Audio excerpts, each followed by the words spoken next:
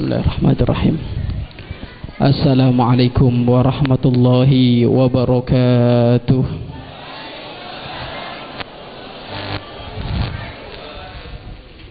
Alhamdulillah. Alhamdulillahilladzi ikhtara min ibadi wa mayyazahum bihidayatihi wa akramahum binabiyyihi wa a'azzahum bidinihi. Wa sallallahu wa sallama ala sayyidil mursalin habibi rabbil alamin sayyidina wa maulana Muhammad sallallahu alaihi wasallam wa ala alihi wa ashabihi wat tabi'ina lahum bi ihsanin ila yaumiddin. Allahumma ya rabbana barik lana fi sya'ban wa ballighna Ramadan. Barik lana fi Sya'ban wa ballighna Ramadan. Barik lana fi Sya'ban wa ballighna Ramadan. Allahumma ya Rabbana kama jama'tana fi hadzal majlis fajma'na yaumal qiyamah fil jannah ma'a habibika sayyidina Muhammad. Allahumma ya Rabbana atina fid dunya hasanah wa fil akhirati hasanah wa qina adzaban nar. Amma ba'd.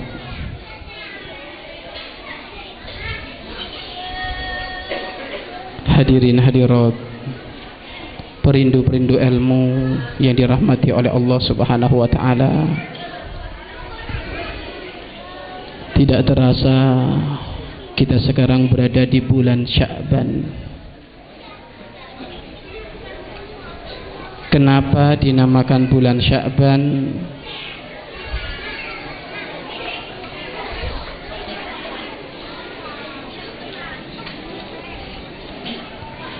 Karena disebutkan oleh para ulama, yatasya'abu minhu khairun katsirun, telah terpancar cabang-cabang kebaikan di bulan ini, maka dinamakan Sya'ban. Yatasya'ab, yakni terpancar cabang-cabang kebaikan di bulan ini. Dalam arti, kapan engkau ingin sukses di bulan Ramadan, maka pintu awal adalah bulan Sya'ban. Maka bersungguh-sungguhlah memperbanyak di bulan ini, seriuslah ibadah di bulan ini, belajarlah bangun malam, belajarlah puasa, belajarlah untuk membiasakan membaca Al-Quran. Maka nanti di bulan Ramadan kita akan menemukan keistimewaan yang luar biasa di bulan Ramadan. Maka tolong jangan pernah dianggap remeh bulan Sya'ban. Kalau kita tengok apa yang dilakukan Nabi Muhammad sallallahu alaihi wasallam di saat Sya'ban tiba, apa yang dilakukan Nabi Muhammad sallallahu alaihi wasallam di saat datang bulan Sya'ban, banyak riwayat hadis menjelaskan, khususnya riwayat Imam Bukhari dan Imam Muslim dari Siti Aisyah radhiyallahu anha, bahwasanya Siti Aisyah berkata, kana Nabiyyu sallallahu alaihi wasallam, keberadaan Nabi Muhammad sallallahu alaihi wasallam jika tiba bulan Sya'ban yasumu hatta nakula la yafturu. Aku menemukan Rasulullah kalau datang bulan Sya'ban, Rasulullah berpuasa. Bahkan hampir tidak kami ketemukan Nabi Muhammad berbuka, puasa terus. Wa yuftiru hatta nakula la yasumu. Dan kami pun pernah menemukan Nabi Muhammad jika datang bulan Sya'ban banyak berbuka, sehingga hampir kami katakan Nabi Muhammad gak pernah berpuasa. Artinya apa? Nabi Muhammad sesaat jika datang bulan Sya'ban puasa, sesaat tidak puasa, sesaat tidak. Maka dari sini puasa di bulan Sya'ban hukumnya sunnah. Ya, hukumnya sunnah. bukan menjadi bid'ah atau tidak bid'ah. Ini keliru. Kapan ada amal kebaikan kok sesaat dilakukan oleh Rasulullah dan sesaat ditinggal oleh Rasulullah, maka ulama sepakat hukumnya pekerjaan ini adalah sunnah. Ya, pekerjaan ini sunnah. Kenapa kok sesaat dilakukan, sesaat ditinggal? Rasulullah khawatir nanti kalau Rasulullah puasa terus takut diwajibkan oleh Allah. Kalau diwajibkan nanti bagaimana? Ramadan puasa, Sa'ban puasa, Rajab puasa. Subhanallah, ini mulia ya.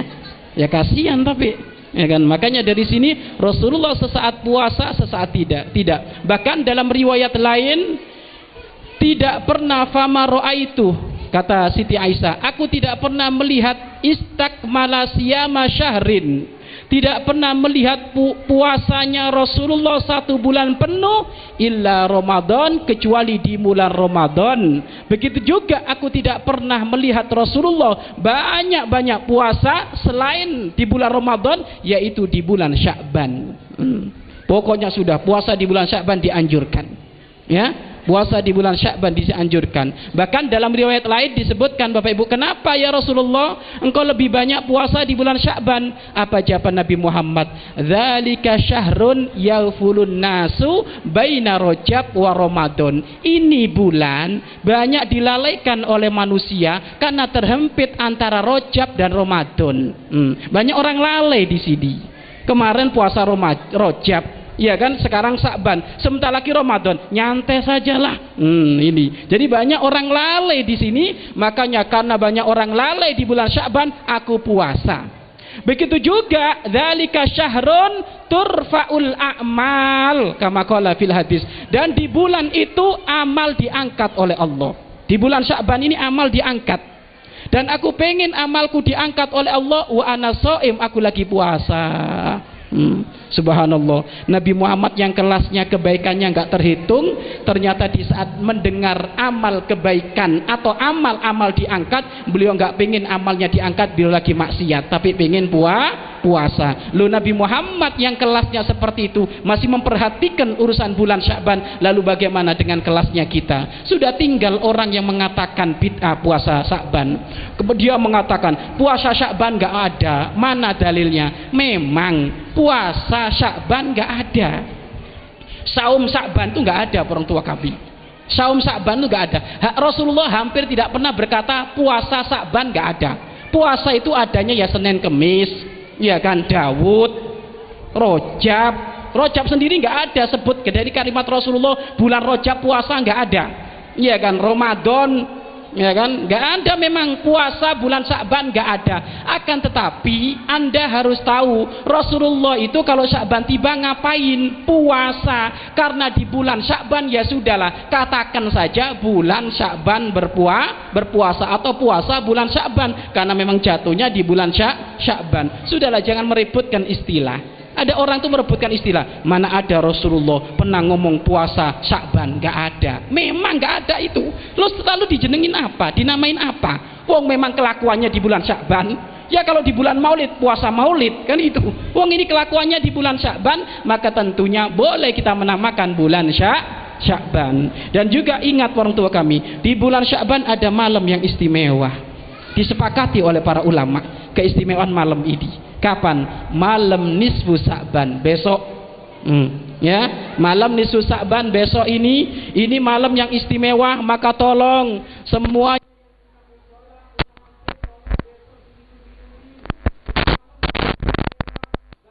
Imam Syafi'i rahimallahu taala, ada 5 malam yang kapan orang berdoa menghidup-hidupi malam itu, minta apapun akan dikabulkan oleh Allah Subhanahu wa taala.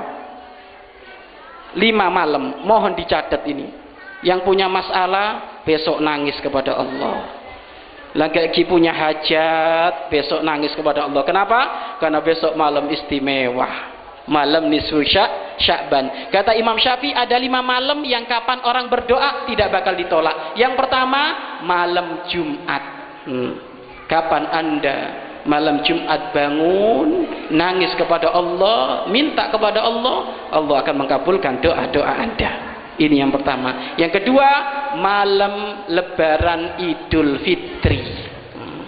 Malam Lebaran Idul Fitri. Tapi sayang orang sibuk bikin kue, ya. Gimana?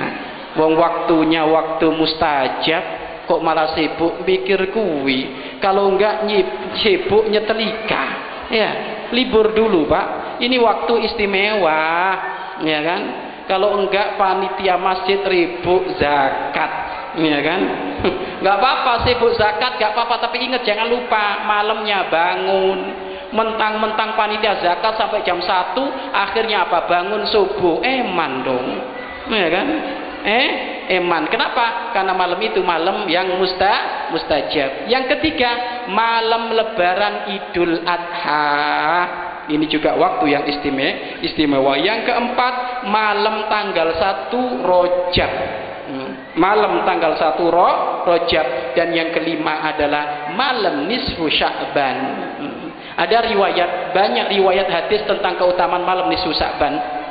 Di antaranya hadis yang diriwayatkan oleh Imam Tirmidzi, bahkan Imam Ibnu Hibban mengatakan hadisnya ini sahih dari Siti Aisyah bahwasanya faqattu Rasulillah sallallahu alaihi wasallam, kata Siti Aisyah, lailatan kama qala fi hadis, pada suatu malam aku kehilangan Rasulullah, kata Siti Aisyah. Rasulullah itu subhanallah orang tua kami nggak pernah tidur pisah dengan istrinya. Ya, makanya Pak dengerin ini sunnah Nabi itu Pak, tidur satu ranjang satu selimut, ya Bu, satu ranjang satu selimut. Kalau anaknya banyak ranjangnya digedekan, ya biar nggak bisa. Itu sunnah Nabi. Loh ini buktinya Siti Aisyah ngomong, faqattu Rasulullah sallallahu alaihi wasallam lailatan. Pada suatu malam aku kehilangan Rasulullah. Kok di sampingku nggak ada Rasulullah? Kemana ini? Berarti Rasulullah nggak pernah tidur sendiri, nggak pernah, pasti tidur sama istri beliau. Kehilangan. Fa idza huwa bil Baqi, dan ternyata aku ketemukan beliau ada di pekuburan Baqi.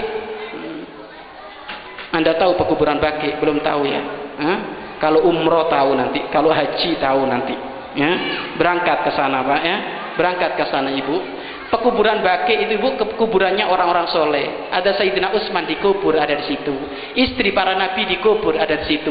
Anak-anaknya Nabi Muhammad dikubur ada di kuburan Baqi. Loh, Rasulullah itu malam-malam nggak ada di ranjangnya Siti Aisyah, diketemukan ternyata berada di kuburan Baqi. Kata Rasulullah, Siti Aisyah kan datang nyamper kepada beliau. Aisyah, kenapa kau nyamper kepadaku? Barangkali kamu khawatir aku dan Allah akan nyanyiakan kamu, kata Nabi Muhammad. Tiba-tiba Siti Aisyah berkata, enggak ya Rasulullah, aku hanya khawatir jangan-jangan kamu pindah ke istrimu yang lain, katanya. Siti Aisyah itu Bapak Ibu cemburunya gede sama Nabi Muhammad. Pak, kalau punya istri cemburunya gede, syukur Anda. Model kayak jenengan kok dicemburuin, ya syukur, ya. Makanya kalau ada seorang istri kok cemburu bener sama jenengan, itu jenengan yang syukur, ya Allah, hidungku pesek hitam kayak gini kok diberatin itu loh, ya. Makanya syukur. Dan ingat Bapak, kapan istri Anda cemburu kepada Anda berarti cintanya gede dong, iya kan. Makanya kalau ada seorang istri nggak ada kecemburu Bapak Ibu, wah ini masalah, ini musibah ini. Makanya jadi kecemburuan istri itu wajar, dan itu terjadi kepada istrinya Nabi Muhammad, khususnya Siti Aisyah. Enggak ya Rasulullah, anak kira kamu datang ke istrimu yang lain, kata Siti Aisyah. Maka Rasulullah berkata, ya Aisyah, hadhi lailatun nisfi min Sya'ban, kama qala fi hadis. Ini malam nisfu Sya'ban, yang zirullah ila sama'i dunya, kama qala fil hadis. Allah telah turun ke langit dunia. Allah telah turun ke langit dunia. Hei Aisyah, malam ini Allah ini turun ke langit dunia. Fayaghfiru, dan Allah akan mengampuni makhluknya, hambanya, aksaro, lebih banyak, min sya'ri ghanami kilabin, lebih banyak dari bulu dombanya orang-orang Bani Kilab. Jadi malam nisfu Sya'ban Allah akan menurunkan pengampunannya sebanyak bulu dari ternak dombanya Bani Kilab. Anda tahu orang tua kami, Bani Kilab itu terkenal punya ternak domba, dan dombanya Bani Kilab ternaknya bukan ratusan ribuan, puluhan ribu domba. Dan Allah di malam nisfu Sa'ban mengampuni dosa-dosa hambanya sebanyak jumlah bulu dari ternaknya Bani Kilab. Satu domba itu berapa bulu, Ibu? Maksudnya apa di sini? Ini sigot mubalaghah tentang besarnya pengampunan Allah diturunkan di malam itu. Tapi ingat, siapa yang kira-kira bakal dapat pengampunan Allah itu? Apakah orang yang nongkrong nonton televisi? Iya kan? Apakah orang yang nongkrong nonton bola? Apakah orang yang nongkrong nonton orkes kira-kira dapat? Nggak mungkin. Yang bakal mendapatkan pengampunan Allah yang menyambut dong, yang ngerti malam itu. Sehingga disambut dengan dia bangun malam, disambut dia membaca Al-Quran, disambut dia berzikir kepada Allah, maka dia akan mendapatkan pengampunan itu. Dan sungguh rugi di atas rugi. Bayangkan, bulu domba Bani Kilab sangat banyak, lah kok ada orang gak dapat pengampunan Allah, itu orang rugi bener itu orang tua kami. Rugi. Pengampunannya sebesar kayak gitu, tak taunya tidak diampuni oleh Allah Subhanahu wa Ta'ala. Kapan? Malam nisfu Sa'ban, yakni besok. Makanya kami di Cirebon ngadain, Bapak Ibu, ngadain 4 majelis, ya. Kebetulan juga dipimpin oleh guru kami di Masjid Raya At-Taqwa, di Al-Baja 2, Masjid Raya Weru, dan di Pesantren Al-Baja Pusat. Jadi 4 masjid besok ngadain acara mulai setar 1:30 malam sampai subuh 1:30 malam. Apalagi besok malam Ahad, minggunya ngelembur tidur mah nggak apa-apa, iya kan? Dan barangkali kemarin alasannya kerja, Ustaz, kerja. Nih, sekarang malam nisfu Sa'ban, jatuhnya hari Sabtu, masih ngomong apa lagi kamu? Kan gitu nanti. Yang dasar males orangnya. Ayo bangun, sambut. Di sini harus ngadain. Harus ngadain. Dan ingat, ibadah malam hari dibagi 3. Yang pertama, memperbanyak ibadah kepada Allah. Sujud yang banyak, tahajud, hajat, istikharah, sholat sunnah mutlak, sholat tasbih. Yang kedua, zikir kepada Allah Subhanahu wa Ta'ala. Dan sambil merenung urusan dosa-dosa. Malam muhasabah, untung-untung ada yang ngisi tausiah, ya, malam renungan, malam muhasabah, ya. Dan yang ketiga, minta doa kepada Allah Subhanahu wa Ta'ala. Kapan? Nanti malam nisfu Sa'ban, besok tolong dihidup-hidupi. Akan tapi perlu diketahui orang tua kami, pengampunan Allah yang segede itu akan diturunkan oleh Allah di malam nisfu Sa'ban. Ternyata pengampunan itu tidak akan sampai kepada 3 orang. Pengampunan itu tidak akan sampai kepada 3 orang. Yang pertama, orang munafik. Orang munafik gak bakal diampuni oleh Allah. Walaupun Allah memberikan pengampunannya berjuta-juta seperti itu, gak bakal diampuni. Siapa orang munafik? Orang punya kebiasaan kalau ngomong bohong, sama suami bohong, sama istri bohong, sama tetangga bohong, jualan bohong, nggak bakal dapat pengampunan Allah, ya. Tobat, jangan sampai banyak bohong. Tandanya orang munafik, idza hadatsa kadziba. Kalau ngomong dusta, kalau ngomong bualan tok, ngomong nggak ada benernya, nyerocos mulutnya tapi bohong. Neraka itu nggak bakal diampuni oleh Allah Subhanahu wa Ta'ala. Maka tolong yang punya kebiasaan bohong berhenti, yang punya kebiasaan bohong tobat sebelum malam nisfu Sa'ban datang itu. Tobat, ya. Tobat ini yang pertama, tandanya orang munafik. Yang kedua adalah tandanya orang munafik apa? Idza wa'ada khalafa. Kalau janji suka ingkar. Kalau janji suka ingkar. Ini awas, ya. Jangan banyak janji tapi tidak pernah ditepatin, ya. Ini ternyata tandanya orang munafik.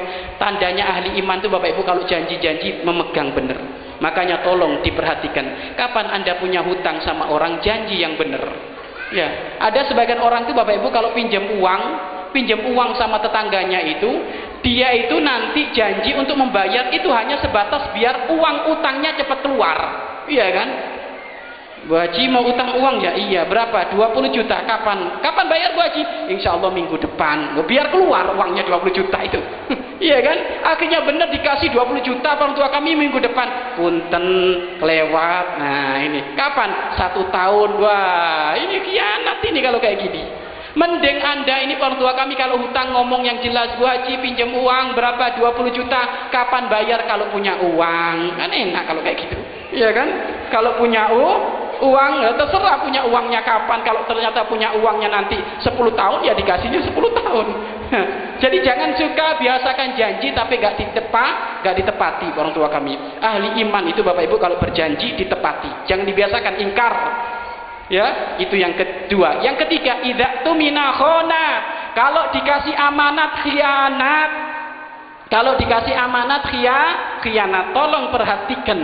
Ya, tolong diperhatikan kapan Anda diberi amanah oleh Allah sekecil apapun, ngurus yayasan, ngurus masjid, ngurus pesantren, kamu harus amanah. Jangan sampai ada uang sekecil 50 perak keluar pengeluaran masjid gak kamu catat, nanti jadi cambuk di neraka itu.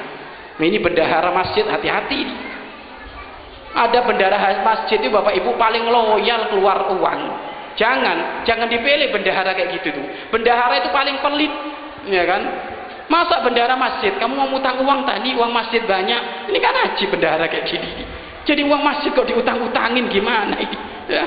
Kalau mau ngutangin uang Pak, uangmu sendiri, jangan uang masjid. Gayanya gaya bos, katanya uangnya uang masjid, neraka itu kayak gitu. Idza tumina khana, kalau dikasih amanah khianat dia.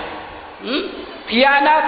Punya yatim piatu banyak, uangnya nggak pernah nyampe ke yatim piatu, nyampe ke perutnya. Oh, makan api neraka itu, hati-hati. Makanya orang tua kami, subhanallah, kami itu selalu dikasih amanah oleh guru kami. Sep, inti boleh bikin pondok, tapi kamu nggak boleh megang uang.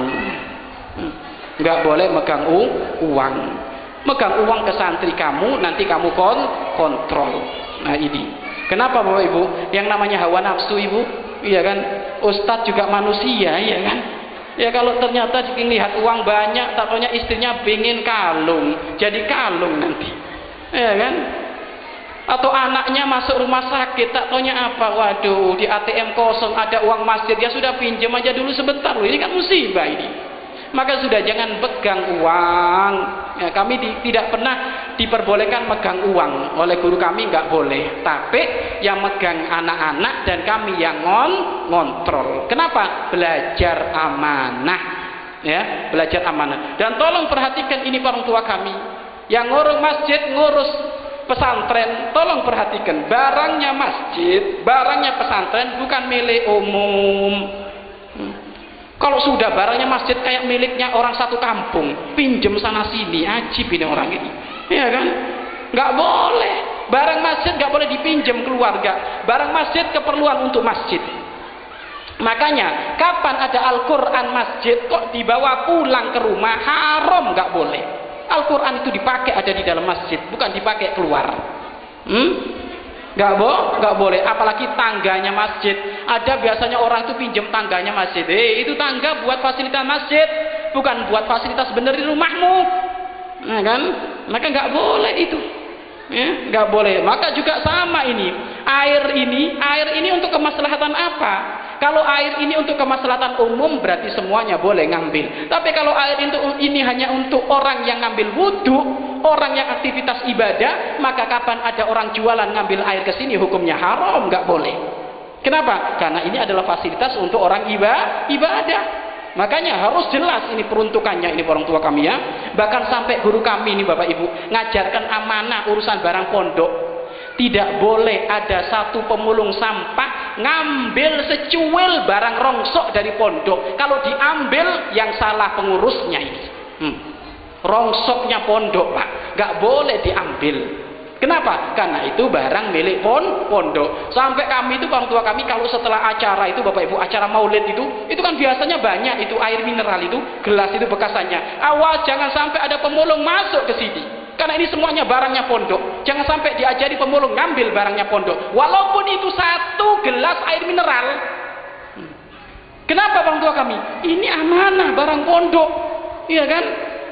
Kecuali kalau sekarang dia membeli ya nggak masalah. Tapi kalau asal-asal ngambil orang tua kami, ya mungkin sekarang satu gelas air mineral. Loh kalau ada sepeda nganggur ya diambil bisa jadi itu. Makanya di sini harus amanah. Kami diajarin kayak gitu sama guru kami. Bahkan beliau itu awas, selalu nelpon kalau selasar, awas tolong dikontrol semuanya. Jadi kan satu anak-anak sekarang keliling ngambil air mineral itu. Dan biasanya kalau acara maulid Bapak Ibu, air mineral itu bekasnya itu bisa jadi bisa jadi berkarung-karung, iya kan? Dan itu kalau dijual bisa jadi beli air mineral lagi, manfaat untuk pondok. Makanya tidak boleh diambil pribadi. Nggak boleh diambil pribadi. Barang masjid bukan barang mayoran, paham? Barang pesantren bukan barang mayoran. Enak pinjam sana pinjam sini, nggak boleh. Amanah ini. Ya, kalau nggak amanah awas nanti dituntut oleh Allah Subhanahu wa taala. Bahkan barang masjid yang sudah rusak jika itu wakaf nggak boleh asal-asal dikasihkan. Contoh, ada mungkin karpetnya masjid kok sudah usang. Tak tanya apa? Ya sudah ambil sana Bu Haji lo, kok enak sekali nih. Barangnya masjid kok anak asal-asal dikasihkan. Gak boleh saat itu. Harus kalau mau beli ini. Nanti dibelikan karpet yang baru lagi. Jadi nggak boleh orang tua kami. Nggak boleh. Sama buah-buahan yang tumbuh di tanahnya masjid nggak boleh asal-asal ngambil. Waduh ini masjid. Mangganya banyak. Yuk mayoran neraka itu. Gimana ini kok enak kayak gitu ya, makanya DKM-nya harus bener. Kalau memang ternyata mangga itu melimpah ruah tinggal dipanen, sudah jual kiloan, iya kan, jual 1 kilo, kepentingan nanti uangnya untuk masjid. Nah ini, tapi dasar kadang orang tuh latah Bapak Ibu, iya kan, masjid milik bersama, kan gitu. Giliran kalau ngabisin milik bersama, tapi kalau nyumbang, waduh buta bersama ya. Ini kan ajib orang kayak gini nih orang tua kami, nggak boleh kayak gitu itu ya. Makanya tolong diperhatikan ya, ad-dinu amanah, agama Islam itu amanah, kemuliaan imanmu itu ya dengan kamu amanah ya. Makanya ingat, Allah tidak akan mengampuni. Di saat Allah mengirimkan berjuta-juta pengampunan, tidak akan mengampuni kepada orang yang gak amanah, yaitu orang munafik. Itu yang pertama. Yang kedua, orang yang tidak bakal diampuni oleh Allah di saat Allah menurunkan berjuta-juta pengampunannya, al-musahin, orang yang hatinya penuh dengan kedengkian, kebencian, gak akur dengan sesama. Ini gak bakal diampuni oleh Allah Subhanahu wa ta'ala. Hati-hati. Ingat, Allah itu memandang hati kita orang tua kami. Allah itu nggak memandang jasad kita Bapak Ibu. Kemarin sudah kita singgung, Pak, Bu, jasadmu nggak ditengok oleh Allah, tapi yang ditengok adalah daging di balik jasadmu, segumpal darah di balik jasadmu yang namanya hati itu kira-kira bersih nggak? Kapan hati bersih? Allah bakal selalu melihat hatimu. Tapi kalau hatimu kotor, Allah enggan untuk memandang. Maka kapan hatinya kotor, ada dengki, ada dendam, ada sombong, maka dia tidak bakal mendapatkan pengampunan dari Allah Subhanahu wa ta'ala. Kenapa? Hatinya kotor. Maka ayo Bapak Ibu, awas, malam nisfu Sa'ban, malam lapang dada, jangan ada ribut. Atau mungkin saat ini barangkali ada orang yang gak tegur sapa, ayo jangan berlama-lamaan biar kita mendapatkan pengampunan Allah Subhanahu wa ta'ala. Itu yang kedua. Dan yang ketiga orang tua kami, yang ketiga adalah yang tidak bakal diampuni oleh Allah Subhanahu wa ta'ala adalah al-musyrik, orang yang menyekutukan Allah. Orang yang menyekutukan Allah, ini tidak bakal diampuni oleh Allah Subhanahu wa ta'ala. Tapi ingat, siapa mereka orang yang syirik itu? Orang yang menyekutukan Allah itu siapa? Bukan orang-orang asal main, oh itu ziarah kubur syirik, oh itu maulid syirik. Wah, itu mah ngerusak kalau itu. Ya, bukan. Syirik di sini adalah benar-benar menduakan Allah. Syirik di sini meyakini Allah tidak esa. Syirik di sini adalah meyakini adanya nabi lagi setelah Nabi Muhammad, maka dia adalah keluar dari agama Islam, maka dia tidak akan diampuni oleh Allah Subhanahu wa ta'ala. Bukan syirik-syirik yang didustakan oleh sebagian orang ini. Iya kan? Kalau sebagian orang yang sekarang mengatakan, oh banyak orang-orang terserat sesat melakukan kesyirikan karena ziarah kubur, itu mah bukan syirik orang tua kami.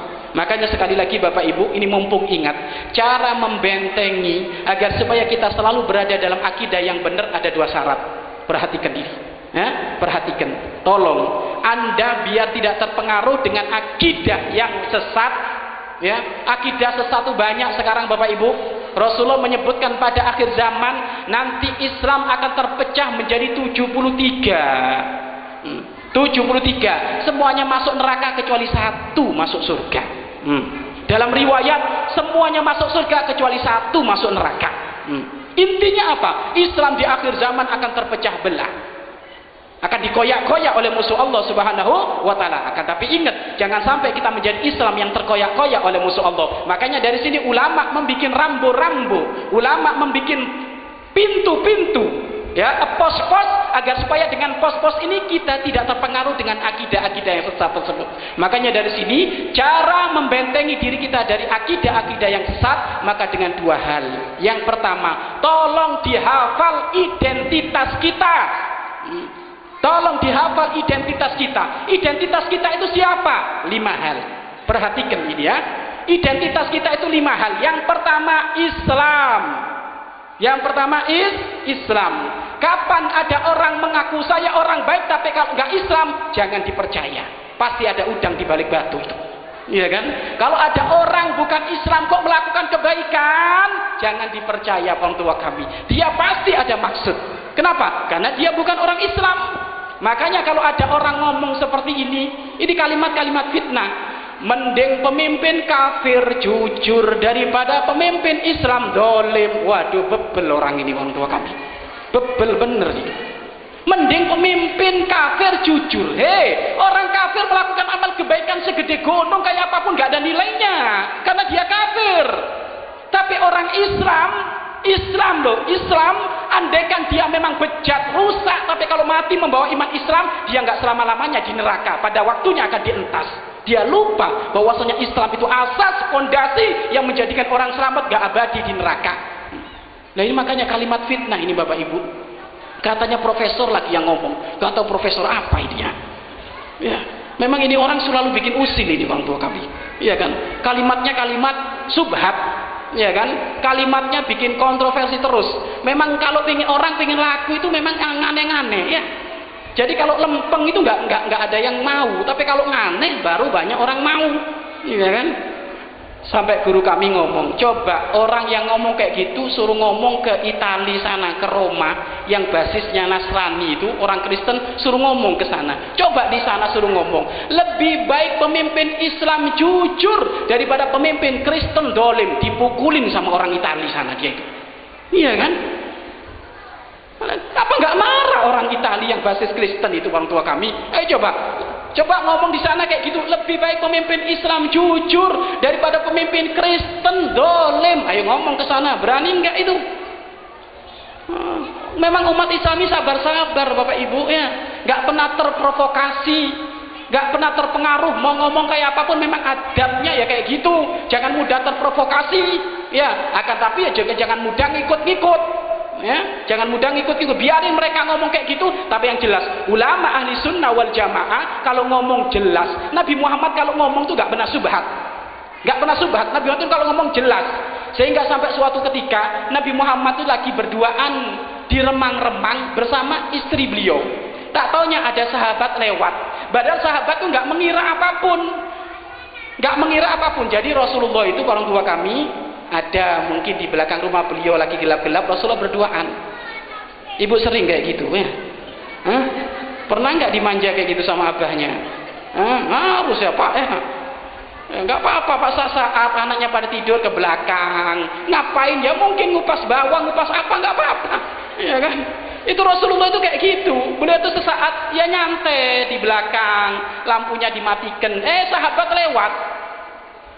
Rasulullah oh ya Rasulullah, iya. Tiba-tiba sahabat tadi ya sudah Rasulullah, ya sudah lewat. Sini kamu. Apa? Ini istriku. Iya ya Rasulullah, saya tahu. Ya ini istriku. Jangan sampai kamu salah paham. Loh Rasulullah itu ngajarkan jelas. Syariat Islam itu jelas. Lah ini kok ngomongnya subhat terus, loh gimana ini orang ini? Jadi Rasulullah kalau ngomong jelas orang tua kami. Ini padahal para sahabat itu Bapak Ibu ngerti. Iya kan? Tapi syariat harus dijelaskan. Nih sini. Ini aku berduaan dengan istriku. Kenapa? Biar nggak ada orang mikir subhat. Lah ini kalimat dipelintir terus orang tua kami. Iya kan? Kalimat dipelintir terus. Makanya Bapak Ibu jangan pernah bangga dengan profesor, doktor. Tapi kalau ngomongnya subhat jangan didengar. Iya kan? Karena syariat Islam itu jelas, ya. Syariat Islam jelas. Mungkin ditafsir lagi. Saya ngomong kayak gitu kan hati enggak. Waduh, parah lagi nih. Ya kan? Ngomong kayak gitu kan hatinya enggak, Ustaz. Waduh. Ini tambah parah ini orang tua. Baik, makanya Bapak Ibu, identitas kita ada 5. Yang pertama Islam. Ini Islam. Yang kedua, Islam apa? Kalau ngomong Islam tok, oh bahaya ini. Ya kan? Makanya Bapak Ibu, kalau ibu bertemu dengan teman, siapa kamu? Nama kamu siapa? Agamamu apa? Islam. Islam apa? Ya Islam, yang penting Islam. Oh bahaya ini. Harus ada kelanjutannya. Yang kedua apa? Ahli sunnah wal jamaah. Berpegang teguh kepada hadis Al-Quran dan perkataan para ulama dan perkataan para sahabat. Kapan ada orang mengaku Islam, ya kan, tapi nggak nganggep Al-Quran, nggak nganggep hadis, atau nganggep Al-Quran, nganggep hadis, tapi nggak nganggep sahabat, atau nggak nganggep ulama, bohong itu Islamnya itu. Ada orang sekarang tuh sombong Bapak Ibu, sombong pol itu, ya kan, sombongnya pol. Ngapain ikut madhab Imam Syafi'i? Imam Syafi'i kan ulama, dan ulama itu manusia, mungkin bersalah, mending langsung Al-Quran hadis. Ajib ini orang kalau ngomong ya. Ajib itu orang kalau ngomong itu. Kok enak ngomong kayak gitu itu orang tua kami. Emang dulu waktu lahir langsung hafal Quran barangkali itu orangnya. Iya kan? Oh padahal dia lahir Bapak Ibu masih belajar alif ba ta. Itu sama siapa? Sama guru. Dan gurunya itu kalau ditengok guru-gurunya sambung kepada Imam Syafi'i. Lah ini kok gede Masya Allah melupakan Imam Syafi'i. Iya kan, langsung Al-Quran hadis. Padahal orang tua kami kalau mengartikan Al-Quran pakai terjemahan, waduh gayanya sombongnya pol ini Bapak Ibu. Sudahlah orang kayak gitu digites aja dulu orang tua kami biar selesai orang kayak gitu itu. Iya kan, makanya sombongnya pol Bapak Ibu. Iya kan, ya jangan Bu, jangan digites gitu, itu kalau anak kita. Iya kan, itu digites aja gitu sudah. Mau apa orang tuh? Membaca Al-Quran masih peletot-peletot, baru panjang pendeknya nggak ketemu apa. Saya nggak mau Imam Syafi'i manusia. Ajib. Terus mau siapa nih? Al-Quran. Bacamu itu nggak bener. Baca Bismillah semillah. Ngomong langsung Imam Syafi'i dari mana? Bacaanmu bener dulu baru ngomong nanti. Makanya ingat ya, Islam nggak cukup. Ahli sunnah wal jamaah. Ahli sunnah wal jamaah itu siapa? Orang yang berbetul kepada hadis, Al-Quran, perkataan para sahabat, perkataan para ulama, ijma ulama, ya ini. Bahkan orang tua kami, ahli sunnah wal jamaah itu nggak cukup karena banyak ahli sunnah palsu, gadungan. Bahkan orang yang suka mengkafirkan itu ngaku ahli sunnah wal jamaah, kembalinya kepada hadis Al-Quran, tapi mulutnya suka nyaci maki. Makanya nggak cukup orang mengatakan saya Islam ahli sunnah wal jamaah, nggak lanjutkan syarat yang ketiga. Apa syarat yang ketiga? Bermadhab. Bermadhab. Ngikut madhab siapa kamu? Imam Syafi'i kah? Imam Malik kah? Imam Abu Hanifah kah? Imam Ahmad kah? Kalau nggak bermadhab bahaya orang ini. Mau ngartikan Quran pakai siapa Pak? Iya kan? Saya nggak mau Imam Syafi'i, nggak mau Imam Malik. Ya udah baik. Famsahu wujuhakum. Nah, barangkali ini. Atau fasilu aidiakum. Ini kalau hadis masalah ayat tentang masalah hadis. Tolong basuh tanganmu. Coba lihat. Suruh ngartikan pakai caranya dia sendiri. Nggak usah ngelihat ke Imam Syafi'i gimana. Ayo, gimana basuh tangannya? Basuh tangannya mulai dari ujung jari jemari sampai di siku-siku. Inti ngintip Imam Syafi'i itu yang ngomong, bukan inti. Nah ini nggak bakal bisa orang tua kami, ya kan? Suruh sujud, ayo fasjud waqtarib, sujud, suruh sujud kan gitu. Dianjurkan untuk sujud, ayo sujud. Bagaimana? Kamu artikan sujud miturut otakmu itu? Ayo, nggak mungkin bisa. Tak punya, ya sujud ya sudah sujud. Loh kalau sujud asal yang kamu lakukan itu kiblat kepada Imam Syafi'i itu. Makanya orang kok sombong orang tua kami. Sudah jangan sombong ya. Tawaduk jadi orang itu ya, bermadhab sudah ya. Makanya harus Islam ahli sunnah wal jamaah, pengikut Imam Syafi'i atau pengikut Imam Malik, pengikut Imam Ahmad, pengikut Imam Abu Hanifah. Bahkan para tua kami ketiga ini pun belum dikatakan sempurna, lanjutkan syarat yang keempat. Apa syarat yang keempat orang tua kami? Mengikuti akidah Abu Hasan al-Ash'ari, yaitu akidah yang 20, sifat wajib bagi Allah yang 20 atau Abu Mansur al-Maturidi. Nah, Abu Mansur al-Maturidi atau dalam istilah lain ikut akidahnya Imam Ash'ari. Ya, Imam Ash'ari atau Asy'ariyah yang aqaid khamsin 50 itu orang tua kami, sifat wajib bagi Allah 20, sifat mohal bagi Allah 20, sifat jaiz bagi Allah 1, sifat wajib bagi bagi Rasul 4, sifat mohal 4, sifat jaiz bagi Rasul 1. Jadi semuanya 50. Itu akidahnya Abu Hasan al-Ash'ari atau Abu Mansur al-Maturidi. Ya. Karena mohon maaf di sini banyak pengingkaran orang tua kami. Pengingkaran di sini apa, Ustaz? Kalau nggak ngikut akidahnya Abu Hasan Asy'ari, ya kan? Apa? Dia akan meyakini Allah bertempat, berjisim, berjasad, sehingga meyakini Allah di atas arsy. Padahal akidah kita, akidahnya Abu Hasan Al-Asy'ari bagaimana? Mukhalafatul hawadisi. Allah berbeda dengan makhluknya. Allah tidak sama dengan makhluknya. Allah tidak butuh tempat, Allah tidak butuh arsy, Allah tidak butuh waktu. Karena Allah menciptakan tempat dan menciptakan waktu. Makanya kalau orang nggak sampai keempat ini, syarat keempat, bisa dia mengatakan Allah di atas sana, nongkrong, keringetnya bercucuran jadi malaikat. Loh, ini kan musibah ini. Ada mereka ini, ya, ada. Dan awas Bapak Ibu, ini sudah masuk ke YouTube. Dan mereka kayaknya gaya-gaya ilmiah Bapak Ibu, padahal bohong semuanya itu. Mereka itu Bapak Ibu kalau diajak dialog pasti kalah, tapi nggak pernah insaf, minta dialog terus. Gimana orang kayak gini ya? Nggak pernah menang orang tua kami, nggak pernah menang. Dari dulu itu dialog nggak pernah menang Bapak Ibu. Tapi Masya Allah, mereka itu semangatnya sama orang-orang awam. Iya kan, sama orang-orang awam, sama ibu-ibu. Loh, ibu-ibu sudah khusyuk biasa itikaf, ditanya dalil, ayo. Memang orang bermasalah ini. Kalau sama ustadz gak berani dia, gak berani. Dia itu hanya sukanya ngeribut-ngeributin tok, Bapak Ibu ya. Ngeribut-ngeributin tok orang tua kami. Sudahlah, kalau ada orang ngeribut-ngeributin kayak gitu Bapak Ibu nggak usah diikut-ikutin ya. Sudah biarin sudah. Yang yang penting kita istiqomah. Baik, itu yang keempat. Dan yang terakhir, yang kelima, as-sufiyah. Pengikut akidah as-sufiyah. As-sufiyah itu apa? Akidah pembersih hati. Ngikut akidahnya Syekh Abdul Qadir Al-Jailani, ngikut akidahnya Imam Ghazali yang sufi. Sufi itu adalah pembersih hati. Memang ada penyelewangan sufi Bapak Ibu, ada penyelewangan sufi ada. Tapi ingat, di saat ada penyelewangan sufi bukan berarti sufi sesat. Pohon itu orang tua kami pasti ada benalunya. Di saat pohon itu ada benalunya, apa pohonnya dipangkas apa benalunya? Ya benalunya dong dipangkas, pohonnya tetap dijaga biar berbuah, biar manfaat buat kita. Makanya perusak sufi banyak memang. Ya ini orang-orang sok ahli torekat itu. Ahli torekat. Padahal dulu itu Bapak Ibu nggak ada hakikat, makrifat, torekot itu nggak ada. Iya kan? Kalau Rasulullah sudah jelas Rasulullah itu yang diajarkan itu apa? Anta budallah ka annaka tara, ihsan itu. Ya iman, Islam, iman, ihsan. Ya kan? Islam itu dohir, iman itu keyakinan, ihsan buah dari dua pokok tadi. Tapi di zaman sekarang sudah ada torekot, hakikat, syariat, ya kan?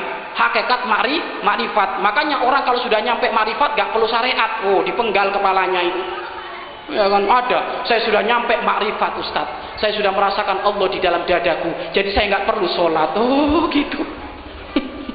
Ini orang kebelinger ini orang tua kami. Jadi apa? Sudah merasakan Allah di dalam dadanya Bapak Ibu. Sehingga apa? Nggak perlu sholat, libur. Itu bukan merasakan itu, malah bahlol itu kalau kayak gitu itu.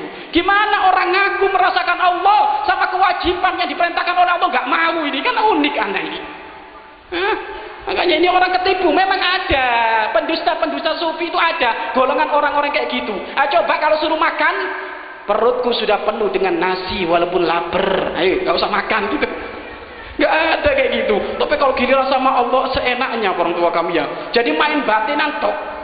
Main batinan tok orang tua kami. Yang penting hati saya ingat kepada Allah. Walaupun tangan saya mabuk barangkali. Loh, ini kan ajib ini. Gimana mabuk ingat Allah ini orang? Ada nanti Bapak Ibu ya, ini kelasnya nanti kelas-kelas wali.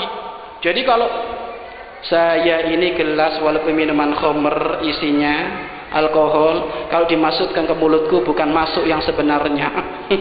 Bukan masuk sebenarnya. Kenapa? Karena di mulutku ada sungainya, jadi buang ke sungai. Aduh, ini ajib ini orang kayak gini. Enggak ada sudah, ya kan? Kalau ada orang kayak gitu, Ustaz, Kiai, kok megang botol mabuk di rotan 80 kali itu Ustaz, Kiai. Karena syariatnya jelas, kapan orang mabuk itu dicambuk 80 kali. Syariat Islam. Jangan diartikan, oh mulutnya ada lautnya. Gimana mulut ada laut? Enggak ketemu itu orang. Jadi jelas syariat Islam itu jelas. Makanya jangan ketipu sama sufi-sufi ya kayak gitu. Iya kan? Jangan ketipu. Ya? Makanya sufi itu Bapak Ibu, subhanallah. Sufi itu orangnya cerdas-cerdas, alim-alim. Syekh Abdul Qadir Jalani orang alim. Makanya orang tua kami, tidak ada para kekasih Allah itu bodoh, nggak ada. Kalau ada orang diangkat oleh Allah menjadi kekasihnya, pasti dikasih ilmu laduni oleh Allah. Dikasih ilmu yang tidak disangka-sangka. Makanya para kekasih Allah itu pintar, nggak ada yang bodoh. Nggak ada yang bodoh. Dan menjaga urusan syariat Islam.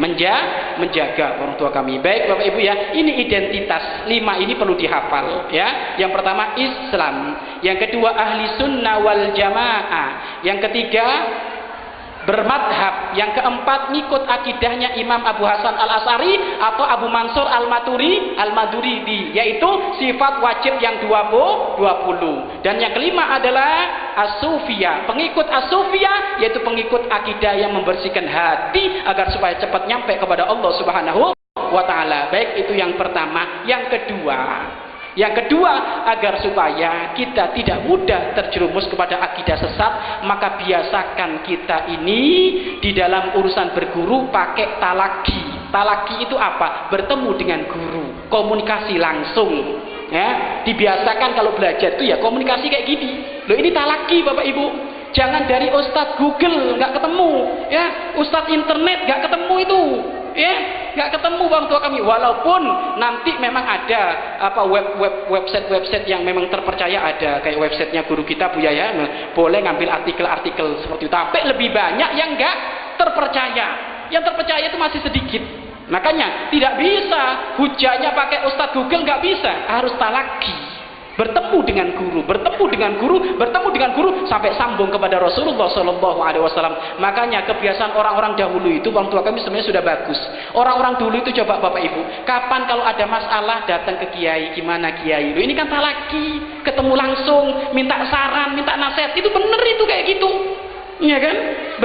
Bener. Dan itu yang menjadikan nanti sebab sanad sambungnya kepada guru itu kuat. Sambung sampai kepada Nabi Muhammad Sallallahu Alaihi Wasallam. Jadi ingat Bapak Ibu, siapa orang yang bakal tidak diampuni oleh Allah, yang terakhir adalah syirk, orang yang musyrik, orang yang menduakan Allah, menyekutukan Allah. Ya, tapi ingat, tidak semuanya orang dikatakan syirik, karena hakikat syirik itu adalah memang menyembah selain Allah, bukan yang sering digembar-gemborkan oleh sebagian orang tersebut. Baik, ini orang tua kami, ini tentang masalah nisfu Sa'ban. Dan selanjutnya mungkin ada waktu berapa itu, 15 menit kita ngobrol masalah fikih ya, khususnya fikih puasa, karena sebentar lagi sudah masuk puasa. Sebenarnya singkat saja orang tua kami, ketahuilah Bapak Ibu, puasa itu hukumnya wajib, ya kan?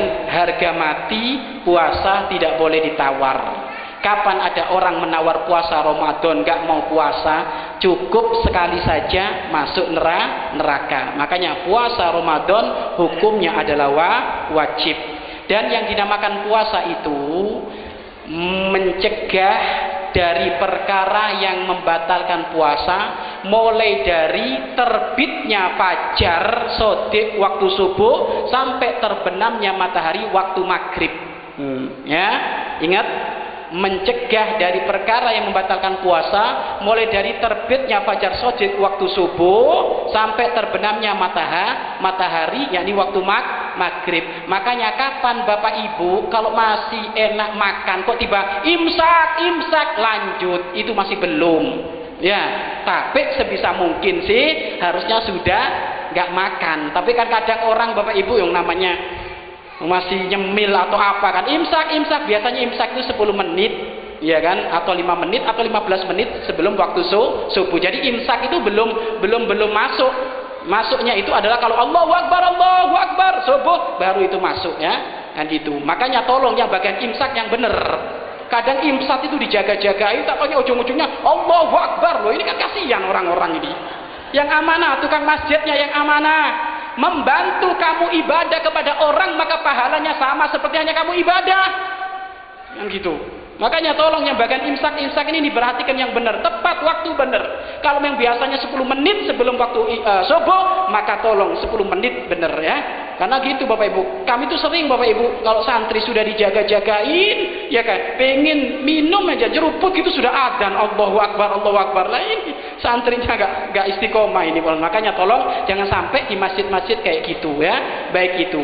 Kemudian orang tua kami yang perlu diperhatikan Bapak Ibu, yang perlu diperhatikan di dalam urusan puasa itu cuma 2 perkara yang membatalkan puasa, dan yang kedua, siapa saja yang tidak wajib berpuasa. Ini sering disampaikan oleh guru kami, tapi nggak apa-apa, karena sesering orang mendengar fikih puasa ya juga sering lupa kan gitu. Makanya kalau nggak diingatkan ya lupa lagi nanti. Setiap tahun pasti ada yang nanya, Ustadz, orang nangis batal nggak puasanya? Padahal ilmu puasa sudah diingetin terus, tapi masih nanya lagi. Ya kan, ya gitu. Memang kita itu lupaan orang tua kami. Makanya dari sini Bapak Ibu, perkara yang batalkan puasa ada 9. 5, 4, ada 9. Terus orang-orang yang tidak wajib puasa pun ada 9. Nah, sekarang perkara yang membatalkan puasa. Ya, perkara yang membatalkan puasa yang pertama adalah memasukkan sesuatu ke salah satu 5 lubang yang ada di anggota tubuh kita dengan sengaja. Ya, memasukkan sesuatu ke 5 lubang yang ada di dalam anggota tubuh kita dengan sengaja. Kita lanjut semuanya dulu, nanti kita perinci satu persatu. Yang kedua adalah batal puasa adalah muntah dengan sengaja. Ya, muntah dengan sengaja. Yang ketiga dan keempat adalah, yang ketiga adalah orang hubungan suami istri di siang hari bulan Ramadan, maka batal puasanya. Ini yang ketiga. Yang keempat adalah orang keluar air mani dengan sengaja walaupun tanpa hubungan suami istri di siang hari bulan Ramadan juga membatalkan puasa. Ya, ini yang keempat. Yang kelima, haid. Yang keenam, melahirkan. Yang ketujuh, nifas. Yang kedelapan, hilangnya akal. Yang kesembilan, murtad, keluar dari agama Islam. Ya, jadi perkara yang batalkan puasa ada 9. Yang pertama, memasukkan sesuatu ke salah satu 5 lubang yang ada di anggota tubuh kita dengan sengaja. Yang kedua, muntah dengan sengaja. Yang ketiga, hubungan suami istri di siang hari bulan Ramadan walaupun tanpa keluar air mani, membatalkan puasa. Yang keempat, keluar air mani dengan sengaja walaupun tanpa hubungan suami istri, maka membatalkan puasa. Yang kelima, haid. Yang keenam, melahirkan. Yang ketujuh, nifas. Yang kedelapan, hilangnya akal. Yang kesembilan, murtad, keluar dari agama Islam. Kita perinci satu persatu sekarang. Yang pertama, memasukkan sesuatu ke salah satu 5 lubang yang ada di anggota tubuh kita. Anggota tubuh kita ada 5 lubang. Yang pertama, lubang mulut. Lubang mulut. Kapan orang memasukkan sesuatu ke mulut akan menjadi batal kalau ditelen. Tapi kalau nggak ditelen nggak batal. Contoh, ada ibu-ibu di siang hari bulan Ramadan ngemut es krim. Ya ini contoh ini, ngemut es krim. Gimana, batal nggak? Tidak batal kalau nggak ditelen. Ya, kalau ditelen sudah lewat tenggorokan ini batal. Tapi kalau dingem-ngem kayak gini nggak batal ibu, tapi kurang kerjaan ya. Ngapain ngengem kayak gitu itu? Tapi nggak batal. Mohon jangan sampai salah paham ini ya. Pokoknya memasukkan sesuatu ke mulut nggak jadi batal kecuali ditelen, melewati tenggorokan ini. Ya, ditelen. Tapi kalau nggak ditelen enggak. Ya. Contoh sekarang orang tua kami. Contoh, ibu-ibu biasanya kalau masak kan butuh nyicipin. Nah, boleh nggak nyicipin kuah, nyicipin sambal? Boleh, dan tidak membatalkan asal tidak ditelen. Ya, bahkan andekan ketelen. Ini coba ini, andekan ketelen. Lagi nyicipin sayur, ya kan 1 sendok. Nyicipin sayur 1 sendok, tetangganya nyulut beldokan, ya kan, jedor gelap itu orang tua kami. Gimana orang tua kami? Rezeki. Ya, rezeki. Kenapa ibu? Karena nyicipin itu sesuatu yang mubah. Kapan orang ingat, ketelen sama ditelen beda loh ya. Ketelen sama ditelen beda Pak. Kalau ditelen sengaja, kalau ketelen nggak sengaja. Ya, ini karena ketelennya sesuatu yang mubah boleh, maka nggak apa-apa. Tapi kalau ketelennya karena es krim yang main-main tadi, batal puasanya. Paham? Ya. Jadi kalau es krim kan nggak dianjurkan, Pak. Ngapain? Ayo, kok ngemut es krim? Makanya kalau ketelen karena sesuatu yang nggak dianjurkan, maka batal. Ya kan? Tapi kalau ketelan sesuatu yang mubah, jadi nyicipin sesuatu yang mubah, atau kumur-kumur, ya kan? Duhur atau mau sholat duha ngambil wudhu kumur-kumur, kumur-kumurnya biasa saja, wajar, ya kan gitu. Tak taunya temennya nabok, gelek kan gitu. Rezeki, Pak. Kenapa? Karena kumur-kumur dianjurkan. Pokoknya kalau ketelan ke sesuatu yang dianjurkan atau sesuatu yang mubah, maka tidak apa-apa. Tapi kalau sesuatu yang tidak dianjurkan, makro, yakni tadi kayak makan es krim atau ngemut permen, maka itu tidak dianjurkan. Kalau ketelan, maka batal, orang tua kami. Baik, ini itu yang pertama. Lah sekarang nelan ludah batal nggak, Bu? Nelan ludah batal nggak? Hah? Nah, kan itu sesuatu ditelan lewat tenggorokan, ayo. Gimana ini? Wah, ilmunya separuh-separuh ini ya. Ibu, nelan ludah batal nggak? Nelan ludah nggak batal jika terpenuhi 3 syarat. Nah, ini ya. Nelan ludah nggak batal jika terpenuhi 3 syarat. Yang pertama, ludahmu sendiri. Nah, ini yang pertama ini ya. Ludahmu sendiri ya. Awas. Ya, yang kedua, ludahnya tidak bercampur dengan sesuatu apapun. Ya, kalau ludahnya bercampur dengan selilit, ya kan, bekas-bekas makan tadi kok ditelan, batal. Ya, yang ketiga, ludahnya masih di pabriknya, di mulutnya. Ya, bukan sudah keluar. Mohon maaf, kami tidak pengen ngomong jorok, biar paham Bapak Ibu. Karena banyak orang salah paham di sini Bapak Ibu. Kalau ada orang ngumpulin ludah segelas, mohon maaf ini. Mohon maaf. Enggak, ini benar-benar. Biar paham Ibu, biar paham ya. Bukan Ibu, ini bukan jorok, kita nggak ngomong jorok. Biar paham. Biar paham ya. Karena guru kami juga mencontohkan kayak gini. Iya kan? Karena banyak orang salah paham Bapak Ibu. Ya, kalau ada orang ngumpulkan 1 gelas ditaruh di kulkas, kemudian diminum, gimana? Batal nggak? Kenapa kok batal? Karena sudah keluar dari pabriknya mulut ini, maka menjadi batal. Paham Bapak Ibu ya? Tapi kalau ternyata ludah kita biasa langsung nelan, nggak batal. Paham insya Allah orang tua kami ya. Baik, itu termasuk masuknya sesuatu ke salah satu 5 lubang. Yang pertama lubang mulut ya, dengan sengaja memasukkan ke tenggorokan sampai ditelan, batal. Tapi kalau nggak sengaja, enggak Ibu. Contoh, orang bangun tidur sama istrinya disediakan es teh, iya kan, ada di sampingnya, bangun, es teh, gluk, iya kan, tiba-tiba bang, kok minum es teh? Ya lupa puasa.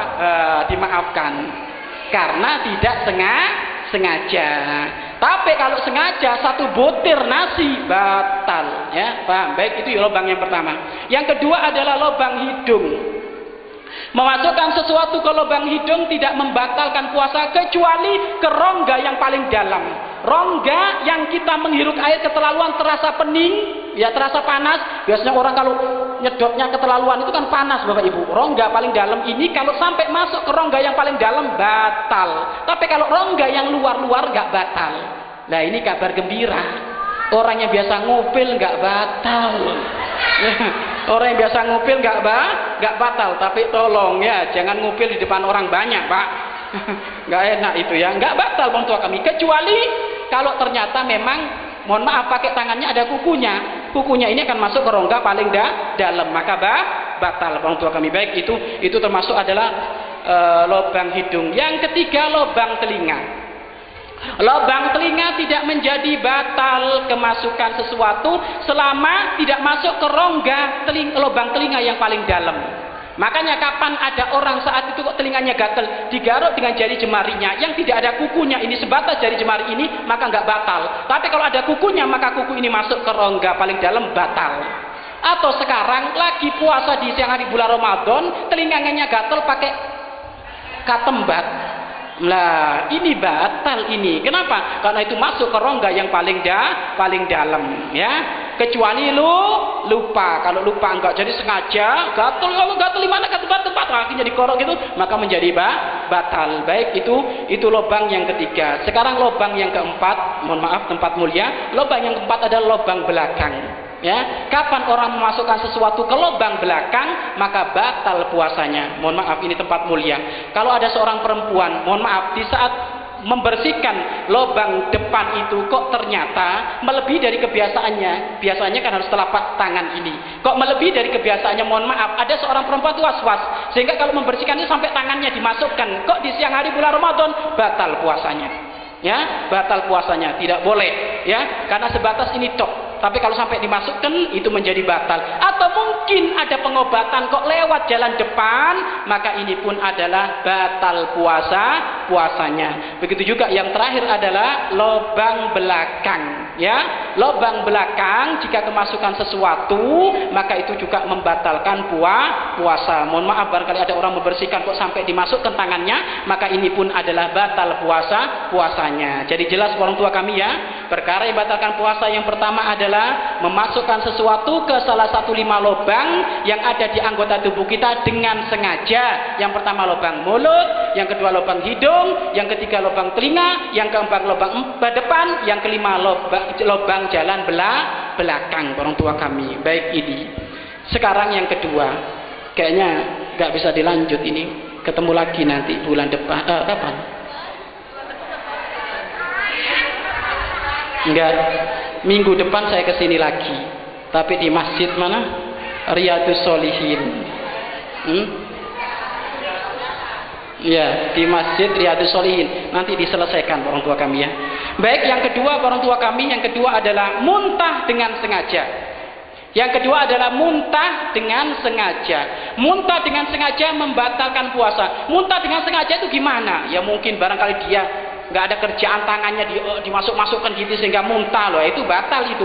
Atau mungkin dia ngerti kalau bau sesuatu yang nggak enak pasti dia muntah, kok masih membau akhirnya muntah, berarti sengaja, batal ya. Tapi kalau muntah nggak sengaja nggak batal, asal dengan syarat ludah bekas muntah tidak langsung ditelan ya, ludah ini ya, karena kalau langsung ditelan maka batal. Kenapa kok ditelan batal ludah tersebut? Karena bercampur dengan sesuatu yang najis maka batal. Contoh ibu, orang idam itu kan biasanya mual-mual ya kan, bahkan mungkin muntah. Makanya kalau mual-mualnya orang idam itu nggak sengaja ya kan, makanya tidak membatalkan puasa dengan syarat setelah muntah tidak langsung nelen ludah, karena ludah bekas muntahan itu najis. Sesuatu yang keluar dari perut walaupun melalui pintu atas ini tetap adalah najis. Makanya tolong kalau setelah muntah jangan langsung minum sesuatu apapun kecuali kumur-kumur dulu. 1 kali dibuang atau 2 kali kan gitu. Kalau anak kecil gimana Ustadz? Anak kecil kan biasanya kalau kebanyakan minum kan keluar gumo. Nah ini gimana? Ingat, gumo itu najis Pak. Gumo itu najis ibu. Tapi ingat, gumo itu dimaafkan di sekitar payudara ibunya. Tapi kalau kena baju nggak najis. Jadi gumo, anak kecil kalau minum kebanyakan keluar gumo itu najis kalau yang kena baju. Tapi kalau di sekitar payudara ibunya nggak najis. Makanya cara di saat anak itu sudah keluar gumo, jangan langsung dimimiin susu, jangan dikasih air 1 sendok, ya kan, air biar diminum. Orang tua kami itu sudah suci, nanti baru dimimiin. Nah ini ada caranya Bapak Ibu. Kenapa? Karena gumo sendiri itu najis keluar dari perut ini orang tua kami ya. Baik seperti itu. Jadi muntah dengan sengaja membatalkan puasa, muntah tidak sengaja tidak membatalkan puasa selama tidak langsung menelan ludah bekas muntah. Itu yang kedua. Yang ketiga, apa yang ketiga? Haid ya. Yang ketiga apa? Apa? Oh ya, yang ketiga hubungan suami istri. Jelas hubungan suami istri batal di siang hari bulan Ramadan. Mohon maaf, perempuan batal. Kenapa? Karena kemasukan jalan depannya, maka ini adalah batal. Dan laki-laki juga adalah batal walaupun tidak sampai keluar air mani. Dan ingat, dosanya gede. Awas ya, hubungan suami istri di siang hari bulan Ramadan dosanya besar. Bahkan hukumannya Bapak Ibu 3 model. Yang pertama, dia harus memperdekakan budak, tapi sekarang budak nggak ada. Pindah yang kedua, apa? Puasa 2 bulan berturut-turut biar kapok itu orang itu. Ya kan? Puasa 2 bulan berturut-turut. Puasa 2 bulan. Ustadz 1 bulan aja bolong suruh 2 bulan ini. Ya jangan melanggar kalau kayak gitu kan itu. Ya kan? Ini gimana Ustadz? Ya sudah, ngasih makan 60 fakir miskin. 60 fakir miskin, setiap satu miskin 6,7 on beras. Nah ini ya, 60 fakir miskin, setiap orang fakir miskin 6,7 on beras, dan dosanya gede orang tua kami ya, dosa. Bahkan dalam syariat yang sama Bapak Ibu, dalam arti penjelasan ulama yang lain itu dihukum, dicambuk di rotan ya kan gitu, karena itu pelanggaran besar. Akan tapi mohon maaf, ini juga jangan salah paham, karena siang hari nggak boleh hubungan suami istri, tapi kalau malam hari nggak apa-apa, ya paham? Ini jangan sampai salah paham, karena banyak orang itu salah paham. Ustadz katanya kalau Ramadan nggak boleh hubungan suami istri. Iya, yang nggak boleh itu siang hari. Kalau malam tidak apa-apa orang tua kami, karena memang itu adalah halal istri kita dan juga adalah suami kita, maka itu adalah halal. Yang nggak boleh itu di siang hari bulan Ramadan. Itu yang ketiga. Yang keempat adalah apa? Keluar air mani. Keluar air mani dengan sengaja walaupun tanpa hubungan suami istri. Contoh ini, kalau ada seorang suami di saat mencumbui istrinya kok pasti keluar air mani, maka di saat benar dia mencumbui kok keluar air mani, maka batal puasanya. Tapi kalau nggak sewajarnya, contoh, nggak biasa-biasanya mencumbui istrinya, berpelukan atau apa, nggak biasa-biasanya keluar air mani kok tiba-tiba keluar air mani, maka di sini tidak batal puasanya orang tua kami. Atau mohon maaf, barangkali ada orang matanya jelalatan, ya kan, sehingga melihat seorang perempuan yang membuka auratnya, kok tiba-tiba keluar air mani, bukan karena menjadi kebiasaan, maka nggak batal. Tapi kalau menjadi kebiasaan setiap melihat orang pasti keluar air mani, maka ini sama sengaja batal puasanya. Baik, itu yang keberapa? Yang keempat. Yang kelima adalah haid. Nah, yang kelima haid. Haid ini membatalkan puasa. Ada haid cerdas. 5 menit mau berbuka keluar. Nah ini gimana? Ya batal puasanya. Tapi ingat ibu, pahala dapat. Allah itu maha kasih, Allah maha sayang, Allah akan memberi pahala kepada hamba-hambanya. Tapi puasanya batal. Baik itu. Yang ketiga, yang berapa? Keenam, melahirkan. Ya, melahirkan membatalkan puasa. Walaupun melahirkannya dengan cara yang tidak wajar, sesar. Ya. Barangkali ada orang keluar lahir dari punggungnya, pokoknya kalau bayi keluar itu sudah batal puasanya. Ya, walaupun dengan cara apapun. Karena kalau gini Bapak Ibu, kalau ngomong melahirkan dengan cara biasa nanti pasti timbul pertanyaan. Loh gimana kalau sesar Ustaz? Makanya sekarang langsung ditutup. Mau lahir dengan cara apapun, kalau bayi itu keluar batal. Atau bakalnya bayi yang keluar batal, keguguran. Ya kan? Orang kalau keguguran batal puasanya. Kenapa? Yang keluar bakalnya bayi, maka batal puasanya orang tua kami. Terus yang selanjutnya nifas, sama nifas membatalkan puasa. Yang selanjutnya hilangnya akal. Nah, hilangnya akal membatalkan puasa. Hilangnya akal ini diperinci ada 3. Yang pertama adalah gila. Hilangnya akal karena gila sedetik membatalkan puasa. Ya, ada orang kebanyakan sahur setelah sholat subuh gila. Gimana Ustadz? Batal puasanya walaupun gilanya 1 menit. Ya kan? Setelah 1 menit sadar, ya Allah saya gila tadi ya. Batal. Nah, batal. Yang kedua mabuk sama pingsan. Mabuk sama pingsan, ya. Mabuk sama pingsan ini Bapak Ibu, jika mabuknya tidak sengaja, maka membatalkan puasa jika sehari penuh. Mabuk itu kan hilang akal, puyeng, sempoyongan. Karena mabuknya tidak sengaja, ya mungkin karena bepergian, nggak biasa naik kendaraan, sehingga mabuk. Kalau sehari penuh, ya sehari penuh batal. Tapi kalau mabuknya 1 jam, 2 jam nggak batal. Sama kayak pingsan. Pingsan itu menjadi membatalkan puasa kalau sehari penuh. Tapi kalau pingsannya cuma 1 jam 2 jam nggak batal. Contoh, ada orang sahur kebanyakan, kelenger, Pak. pingsan, iya kan? Akhirnya sampai zuhur, iya kan? Jam 1 bangun orang tua kami. Jam 1 ingat dia punya janji, iya kan? Dapat job cair 100 juta, nggak datang dia, pingsan lagi, ya Allah, kan gitu. Ya, jam 1 tadi sadar, pingsan lagi, ingat 100 juta. Akhirnya bangun maghrib, gimana puasanya? Puasanya gimana? Puasanya gimana? Sah. Kenapa? Karena tidak sehari penuh. Melek aja duhur kan itu. Ya, pokoknya pingsan itu sehari penuh. Pak, Bu, awas loh, ngekek terus nanti kalau ditanya nggak paham, awas ya.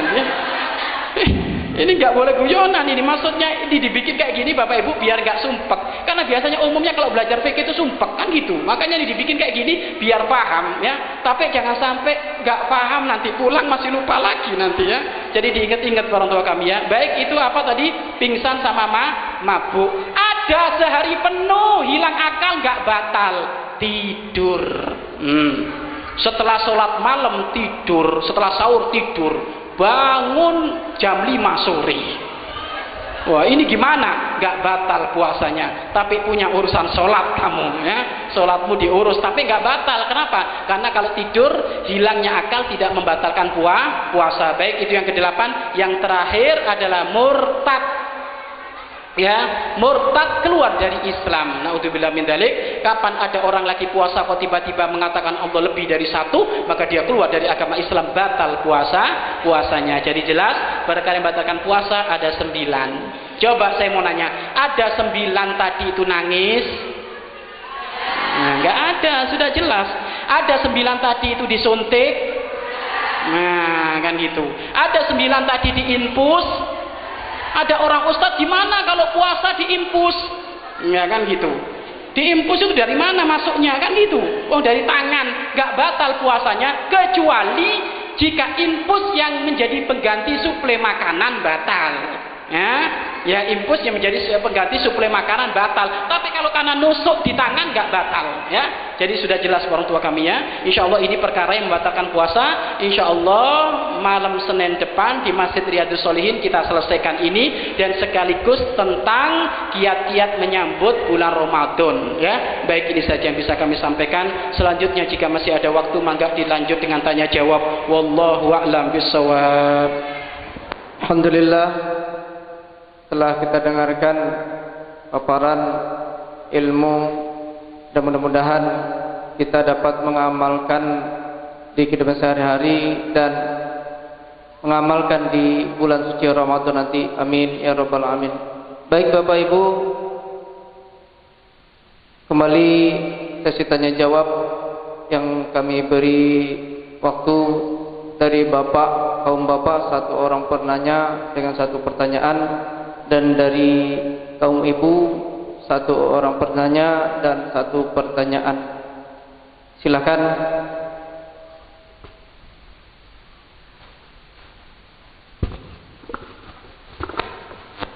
Ya, terima kasih Ustadz. Saya mau nanya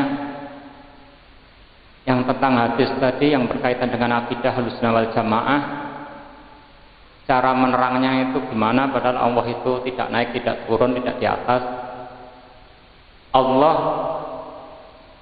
turun dari langit, turun dari itu ke langit bumi. Masalah itu gimana itu Ustaz? Terima kasih.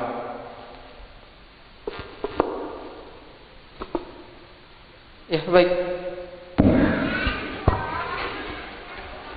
Assalamualaikum warahmatullahi wabarakatuh. Waalaikumsalam warahmatullahi wabarakatuh. Saya lanjutin yang dulu itu Pak Ustadz ya.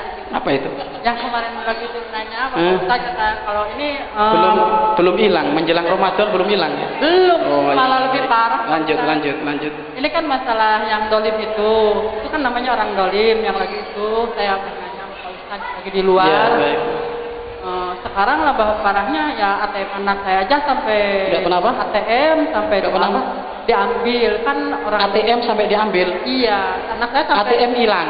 Iya. Diambil jin. Iya, betul. Itu kan jin ifrit. Jadi kan sampai nggak punya gaji udah beberapa bulan. Ya, baik. Cukup.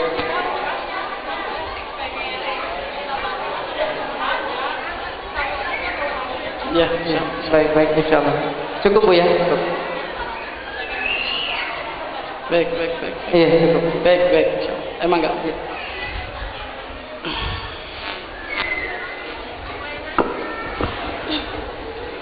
Assalamualaikum Ustaz. Assalamualaikum warahmatullahi wabarakatuh. Maaf Ustaz kalau pertanyaan saya di luar tema. Mangga. Begini Ustaz, bagaimana kita menyikapi jika ada saudara kita atau tetangga kita atau yang lain-lain, jika kita memiliki salah sama mereka, tiba-tiba kita sudah berusaha berbuat baik, mendatanginya, dan orang itu berkata di depan kita, ya saya sudah memaafkan. Tapi dari tindakan dan pelakuannya itu dia tidak menunjukkan kalau dia sudah memaafkan. Saat bertemu atau saat kita bertegur sapa, dia seolah-olah cuek Ustaz. Buya pernah bilang kalau kita menghadapi orang seperti itu, kita harus selalu mendoakan yang baik-baik. Saya sudah berusaha untuk seperti itu Ustaz. Tapi maaf Ustaz, namanya hati kecil tidak bisa dibohongi, kadang suka merasa kesal kalau dicuekin. Jadi bagaimana Ustaz menyikapinya dan bagaimana cara saya untuk meyakinkan hati saya Ustaz supaya saya ikhlas dengan keadaan seperti itu. Terima kasih Ustaz. Assalamualaikum warahmatullahi wabarakatuh. Assalamualaikum warahmatullahi wabarakatuh. Baik, pertanyaan pertama adalah tentang turunnya Allah ke langit dunia, yang zilu ila sama'i dunia. Kayaknya baru datang ngajinya ya, baru kali ini, malam ini kayaknya. Mudah-mudahan istiqomah insyaallah. Ini sudah kita bahas ya pada pertemuan yang lalu, ya kan? Bagaimana cara memahami jika terdapat hadis atau ayat yang berkenaan dengan sifat-sifat Allah, ya kan? Bagaimana cara memahami hadis atau ayat yang berkenaan dengan sifat-sifat Allah, kayak yang zilu Allah turun, atau ya tabassamu Allah senyum, atau ya dullu fawqa aydihim, tangan Allah di atas tangan-tangan mereka. Bagaimana cara memahami? Ada 3 model yang diajarkan oleh ahli sunnah wal jamaah. Yang 2 betul, yang 3 sesat. Yang pertama apa? Jika Anda menemukan ayat-ayat sifat atau hadis-hadis sifat yang menjelaskan tentang sifat Allah, maka cara pemahaman yang pertama mufawwid, pasrahkan maknanya yang tahu Allah. Ini paling selamat. Sudah, jangan dihitung. Yang zilu ila sama Allah turun dari itu, gimana turunnya Allah? Sudah, pasrahkan kepada Allah. Ini selamat. Nah, ini ya, ini paling selamat. Yang kedua, Anda boleh ditakwil, tapi takwilan ini didukung dengan ayat-ayat Al-Quran. Maksudnya yang zilu ila sama bukan Allah turun nyungsep kayak ular gitu, bukan.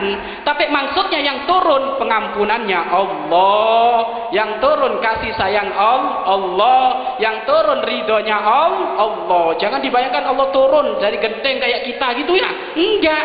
Ya, yang maksud di sini adalah turun di sini adalah rahmatnya Allah. Dan ingat, bukan berarti Allah di atas langit, enggak. Allah tidak butuh tempat. Adapun kalau ayat yang berkata innallaha 'alal arsy istawa, sesungguhnya Allah di atas arsy istawa, iya kan? Istawa itu kalau terjemahan kamus bersemayam. Bersemayam itu bertempat tinggal. Bagaimana Allah bertempat tinggal di arsy? Saya mau nanya, sebelumnya Allah menciptakan arsy, bertempat tinggal di mana? Bingung dia, iya kan? Gimana? Kalau ayo coba, yang pertama kali wujud ada itu siapa? Allah. Sebelum Allah menciptakan alam jagat raya arsy ini Allah ada. Loh, di saat Allah butuh tempat, berarti sebelum menciptakan alam adanya Allah di mana? Ini kan? Kenapa kalau di saat ada arsy kok Allah bersemayam di arsy? Bersemayam itu bertempat tinggal di arsy. Sebagaimana Allah sebelum menciptakan makhluknya gak butuh, maka setelah menciptakan makhluknya Allah pun gak butuh, tetap gak butuh tempat, tetap gak butuh waktu. Makanya jangan dikatakan Allah bersemayam di atas arsy, enggak. Tapi fahami makna di sini dengan takwilan apa? Wallahu ala kulli syai'in qadir. Allah terhadap segala sesuatu zat yang maha menguasai. Sesungguhnya Allah menguasai arsy. Loh, ini kan lebih pas maknanya. Allah menguasai arsy daripada Allah bersemayam di arsy. Nih contoh, jangan jauh-jauh. Ini masjid rumah Allah. Apakah Allah nongkrong di dalam? Bukan. Maksudnya rumah Allah di sini pengampunan Allah, ya kan? Makanya di langit, di arsy Itu memang Nabi Muhammad bertemu Allah di sana, itu bukan tempatnya Allah, tapi tempatnya Nabi Muhammad dimuliakan oleh Allah. Seperti halnya Nabi Musa mendengar firman Allah di Bukit Tursina. Bukit Tursina itu tempatnya Allah ngomong apa Nabi Musa? Tempatnya Nabi Musa mendengar firman Allah. Jadi intinya adalah cara memahami ayat-ayat sifat dengan dua tadi. Yang pertama, mufawwidah, pasrahkan, takwid sudah, terserah Allah. Wallahu a'lam. Allah ya'lamu bimiradi. Allah lebih tahu dengan kebenaran itu. Ini yang paling selamat. Yang kedua, boleh ditakwil tapi didukung dengan ayat-ayat yang lain. Yadullah fawqa aydihim, tangan Allah di atas tangan-tangan mereka. Coba kalau disambungkan dengan wallahu ala kulli syai'in qadir, kekuasaan Allah di atas kekuasaan mereka. Lu nyambung. Karena kalau kita artikan, nah ini yang terakhir. Yang terakhir ini mujassimah, menjesimkan Allah, menjasadkan Allah, menyamakan Allah seperti manusia. Tangan Allah ya tangan Allah. Tangan kita kayak gini, tangan Allah gimana loh? Ini kan nggak karu-karuan ini. Sehingga nanti banyak orang menyembah berhala, bukan patung yang disembah, tapi otaknya mikir patung, mikir Allah berjasad, mikir Allah bertempat, akhirnya menyembah berhala di otaknya. Nah ini makanya Allah mukhalafatul lil hawadisi, Allah berbeda dengan makhluknya. Pokoknya Allah nggak layak disifati dengan di mana, karena di mana itu butuh tempat dan waktu. Allah tidak bisa disifati bagaimana, karena itu berhubungan dengan cara, otomatis ada waktu, nggak bisa. Atau Allah disifati dengan mata, kapan, nggak bisa. Makanya kapan Anda tidak bisa membayangkan Allah, maka itu hakikatnya iman. Kata Sayyidina Abu Bakar As-Siddiq, kalau kamu tidak bisa membayangkan Allah, berarti kamu berada di puncaknya keimanan. Tapi kalau hatimu, otakmu bisa mikir Allah kayak gini, Allah kayak gini, berarti dia nggak beriman, belum sempurna imannya. Kenapa? Masih membayangkan Allah dengan makhluknya. Wallahu a'lam bishawab. Adapun yang kedua, gimana ini Ustadz kan gitu ya? Jinnya kok semakin nakal. Ini ATM diambil, nah, kan gitu. Lah ini caranya gimana? Sudah ibu diikhlasin. Nah, nih dengar ibu, kalau ibu ikhlas diganti oleh Allah nanti. Ya. Nah, insya Allah ada jalan keluar. Insya Allah ada jalan keluar orang tua kami. Nih ibu dengerin ibu percaya sama Allah enggak? Percaya sama Allah enggak? Hah? Ya kalau percaya sama Allah pasti ada jalan keluar orang tua kami. Meninggal gimana? Kenapa? Enggak, jangan digede-gedekan ya. Enggak, orang mati ibu ya waktunya mati. Enggak ada orang mati disantet orang, enggak ada. Ya, pokoknya ibu jangan digede-gedekan itu ya. Enggak usah meyakini orang mati diguna-guna, enggak ada ya. Wong memang waktunya mati Bapak Ibu gimana? Pokoknya jangan dibiasakan suudzon kepada orang, itu jelek. Kalau ibu menyampaikan orang mati diguna-guna, berarti ibu suudzon kepada orang. Nggak boleh ini, nggak boleh ibu.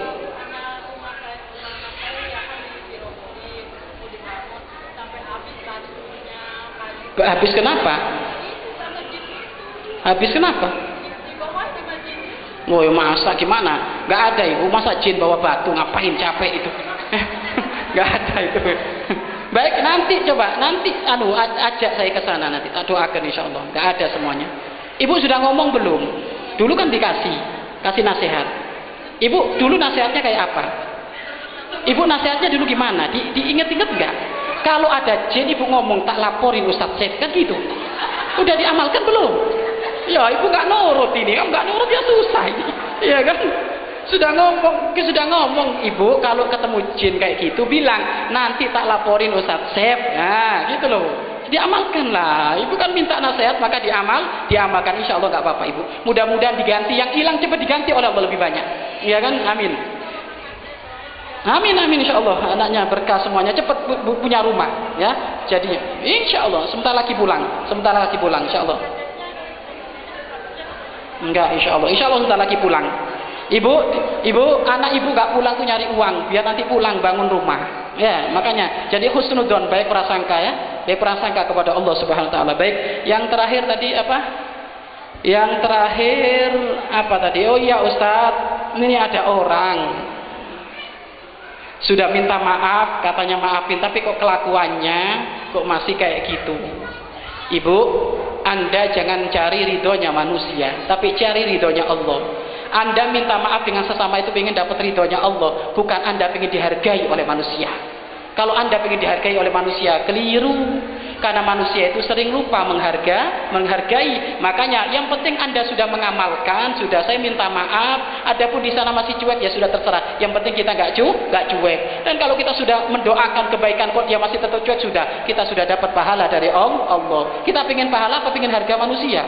Pengen pahala. Ibu dapat pahala. Makanya tolong Pak, Bu, kapan Anda punya masalah dengan orang, kok tiba-tiba orangnya yang punya masalah kok nggak mau berakrab dengan jenengan, mengucapkan salam nggak dijawab, salam menjenengan, assalamualaikum Pak Haji, gini, oh baik, kenapa ini diucapkan salam?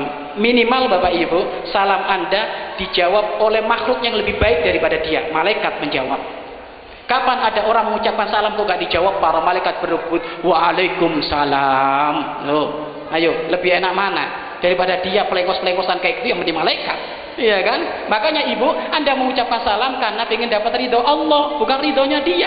Ya kan tuh. Hanya ibu tidak boleh cukup sekali, 2 kali. Kenapa saya mengucapkan salam kok nggak disambut? Oh iya, kayaknya kurang bawa oleh-oleh. Coba belikan ketoprak. Nah, kan beres.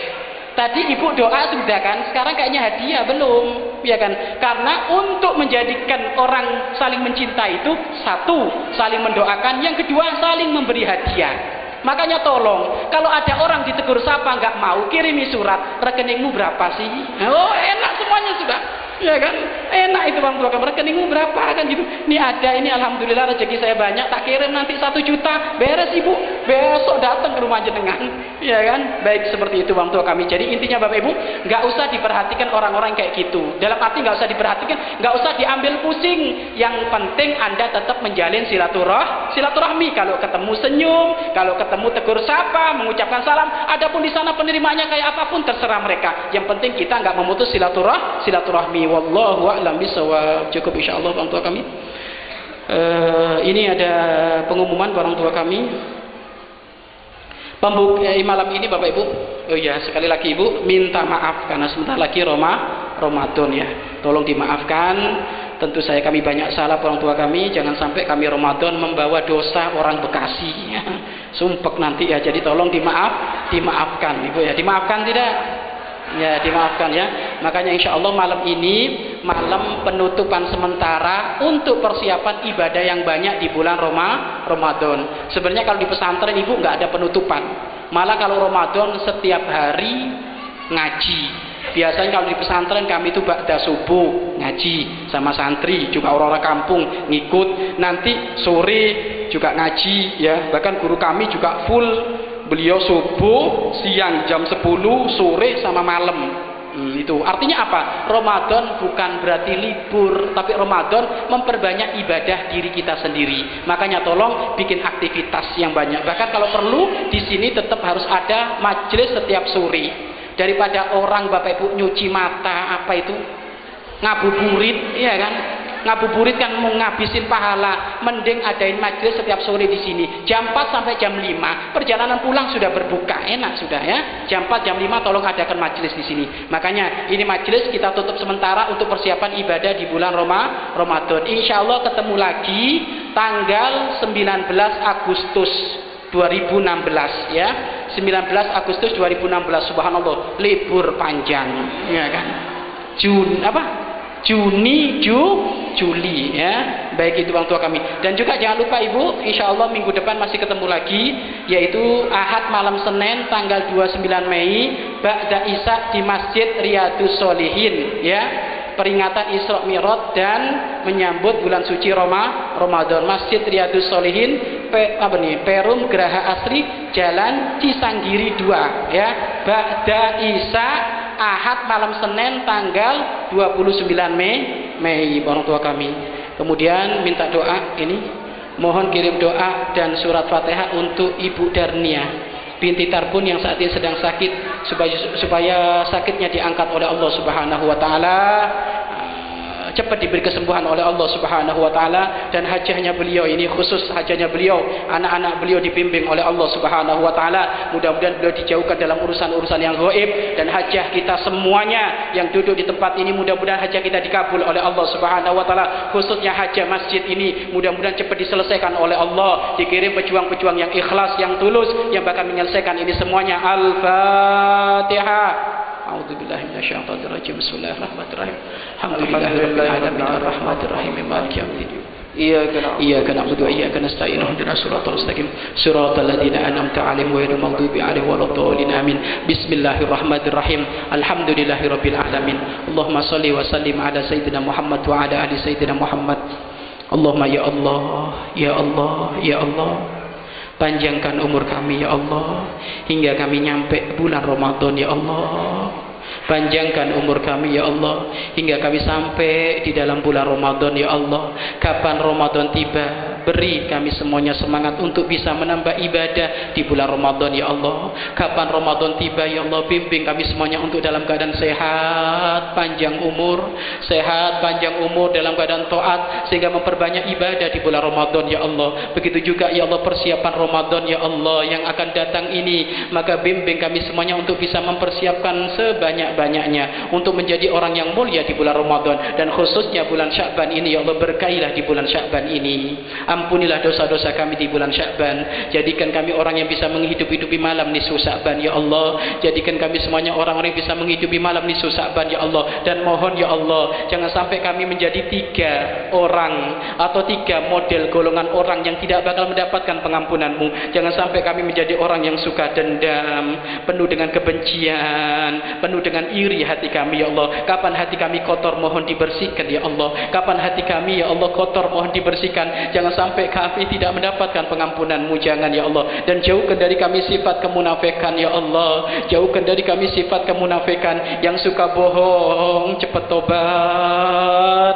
yang suka khianat mohon dibimbing untuk supaya tobat ya Allah. Yang suka ingkar janji ya Allah, mohon ya Allah diberi urusan tobat ya Allah, agar supaya tidak bohong lagi ya Allah, agar supaya tidak khianat lagi ya Allah. Dan ampunilah dosa-dosa kami ya Allah, ampunilah dosa-dosa kami ya Allah. Siapapun yang duduk di tempat ini mohon diampuni dosa-dosanya ya Allah.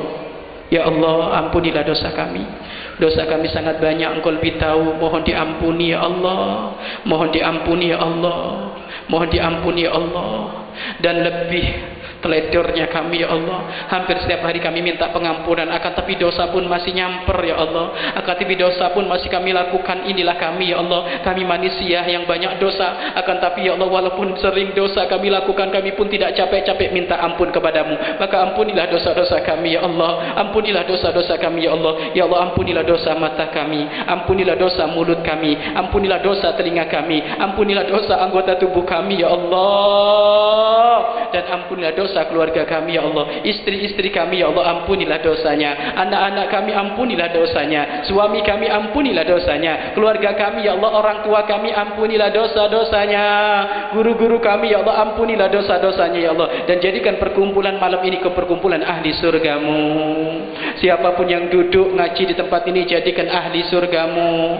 Dan siapapun yang duduk ngaji di tempat ini, bimbing mereka semuanya untuk bisa istiqomah, istiqomah ngaji di tempat ini ya Allah, istiqomah ngaji di tempat ini ya Allah. Dan permudah kami semuanya untuk bisa mengamalkan ilmu kami ya Allah, permudah kami bisa mengamalkan ilmu ya Allah. Ya Allah, kadang kami tahu itu haram, kami masih susah meninggalkan ya Allah. Maka kami butuh bimbingan-Mu ya Allah, butuh bimbingan-Mu ya Allah. Kadang kami tahu halal ya Allah, kadang kami enggak mau mengamalkan ya Allah. Maka kami butuh bimbingan-Mu. Jauhkan dari kami yang haram, bimbing untuk mendapatkan yang halal. Jauhkan dari kami rezeki yang haram, jauhkan dari kami pekerjaan yang haram, akan tetapi beri kepada kami ya Allah rezeki yang halal.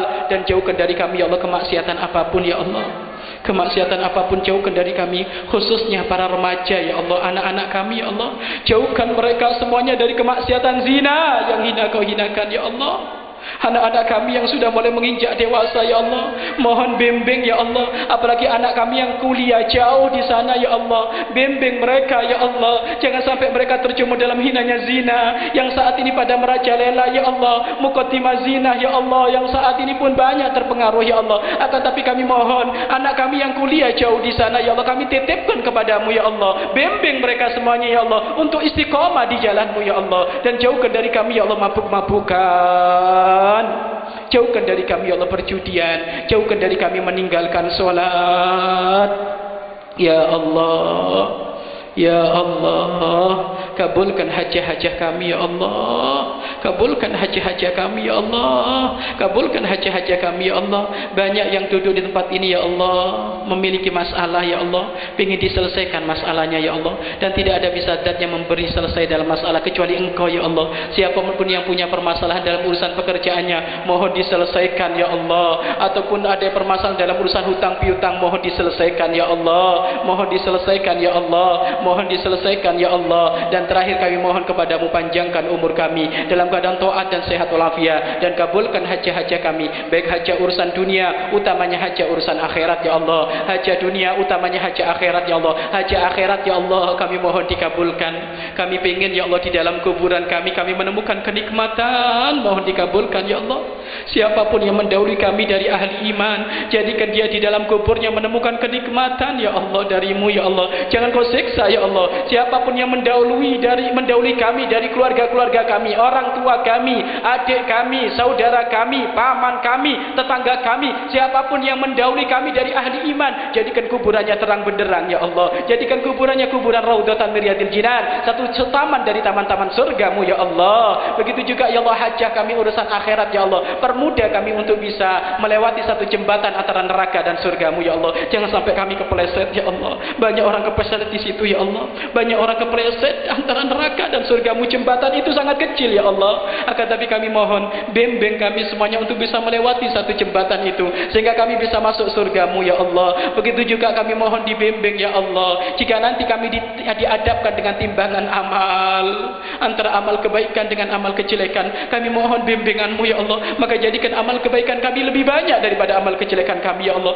Jangan sampai amal kejelekan kami lebih banyak daripada amal kebaikan kami, maka sungguh kami akan malu kepadamu ya Allah. Dan hajah paling utama urusan akhirat ya Allah, syafaat kekasihmu Nabi Muhammad, semuanya umat yang diaku sebagai umat kekasihmu Nabi Muhammad.